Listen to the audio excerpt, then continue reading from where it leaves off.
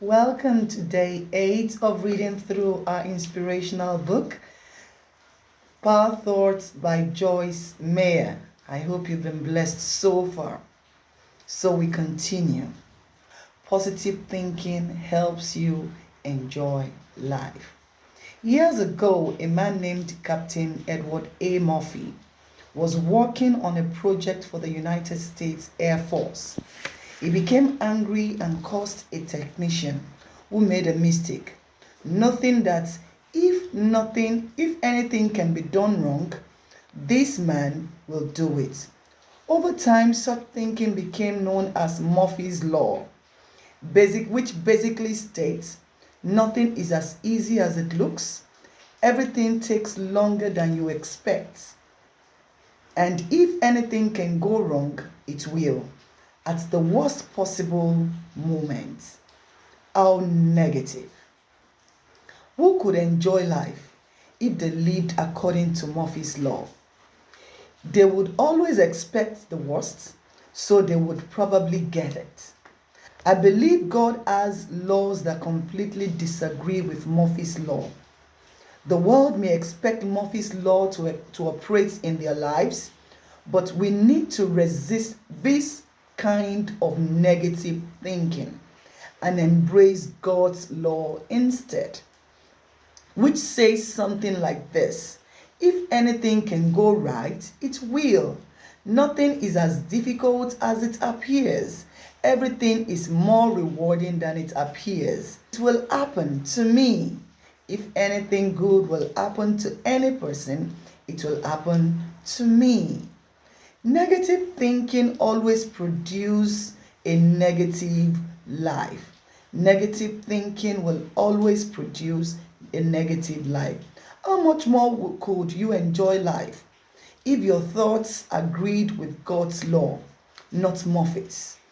God has a great life for you, one He wants you to enjoy thoroughly and live to the fullest. I challenge you to live by God's law and consistently fill your mind with positive thoughts. Think about it. In what specific circumstance do you need to start believing God's law instead of Murphy's Law? In what specific circumstance do you need to start believing God's law instead of Murphy's Law? Don't let the positive become negative. Don't let the positive become negative. See the big picture. When we focus excessively on the negative elements of a certain situation to the exclusion of its good aspects, we are filtering out the positive and exaggerating the negative. Very few situations are 100% negative. Most of the time, we can find something good in every circumstance, even if we have to be really diligent about it. Let's say you are a stay-at-home mom with young children and your husband leaves the house for work every day.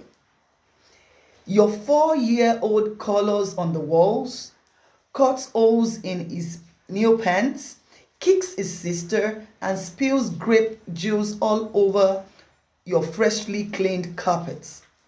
Let's also say he finally learned to apologize to his sister without being reminded, confessed to cutting his pants instead of saying the dog did it, makes an attempt to clean his room, and says you are the best mom in the world.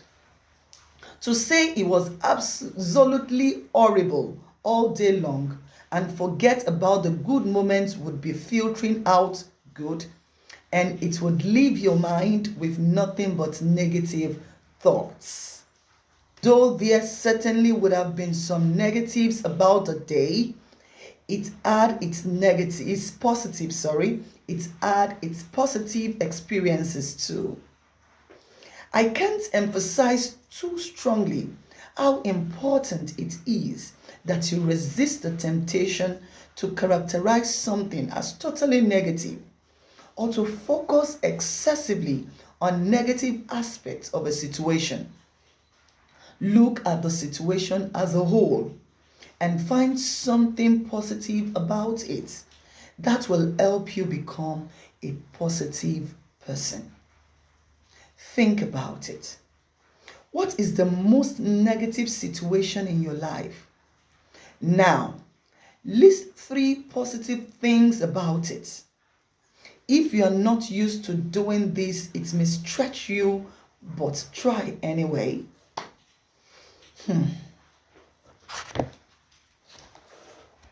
Don't make it personal. Don't make it personal. Automatically blaming ourselves when something goes wrong, or thinking everything that goes wrong is intended against us as individual, is called personalizing, and it makes positive thinking very difficult.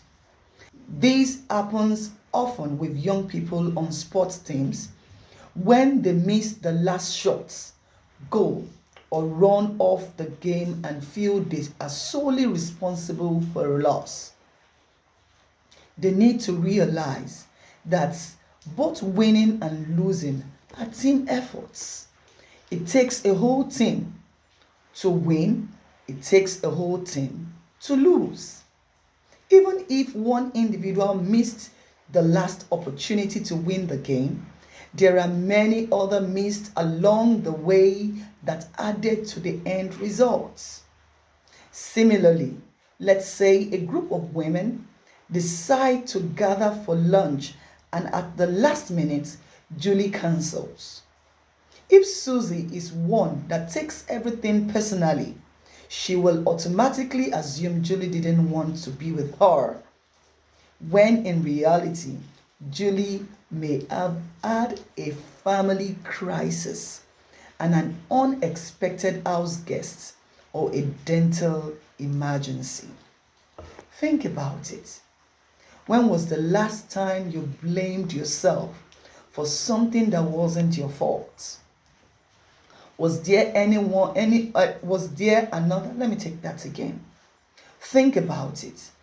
When was the last time you blamed yourself for something that wasn't your fault? Was there another way you could have viewed the situation that didn't make you the villain? Do you get your feelings hurt a lot? Could it be that you are personalizing some situations? How can you avoid that in the future? Anticipate the best. One of the world's largest shoe manufacturers sent 2 market researchers, independent of one another, to an underdeveloped nation to find out whether or not that country was a viable market for them. The first researcher sent a telegram to the Home Office saying, "No market here. Nobody wears shoes." The second researcher sent a telegram back home saying, "Unlimited potential here.